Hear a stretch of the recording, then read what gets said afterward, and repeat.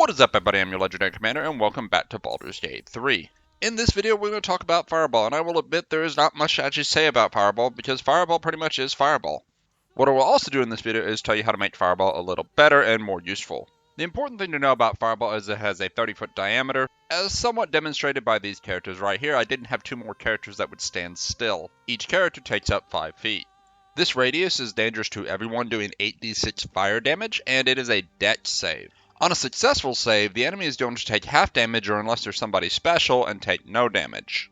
On a failed save, they'll of course take full damage. As far as when to use this spell, it is a crowd control spell. It is definitely not a single target damage spell. Now you can use it that way if you'd like, but there's probably some other spells you could also get away with. That would do you a lot more good. This is particular when you start to upcast it anyway, as you only get one additional d6 per level of upcast. But speaking of crowd control, a lot of times the enemy likes to intermix with you, and this is the first way we're going to make the spell better.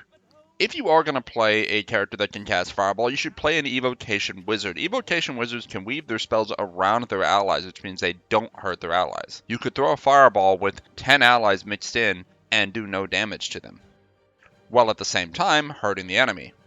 Now, if you're not an Evocation Wizard, I'd suggest an Abjuration Wizard after that, because they can at least project their ward around an ally unit and protect them from some of the damage. However, you might notice sometimes that an enemy doesn't seem to take as much damage as the rest, though they even failed their save. A great example of this is the ring that makes Inquisitor Norel completely resistant to almost everything. So, what we're going to do is we're going to go take a feat for our wizard. That feat is Elemental Adept. It'll then give you a couple options to select from. Make sure you take the fire one. What this will do is essentially not treat a target that is resistant to fire as resistant and just treat them as normal.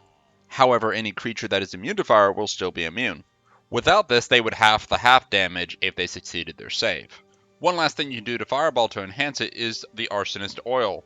At one time you could throw it, but now you have to apply it to a weapon. Then you run up and smack that target with your weapon, and their fire resistance should become vulnerability, which will double the damage. Now this does remove the need for Elemental Adept, but only for that single target. You might combine it with Action Surge on a fighter and try to get as many targets as possible before throwing Fireball. The majority of the time you're fighting more than one target.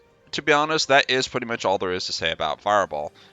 And with that said, that's going to be it for this video. I hope you all enjoyed. I hope this video was a help to you at some point.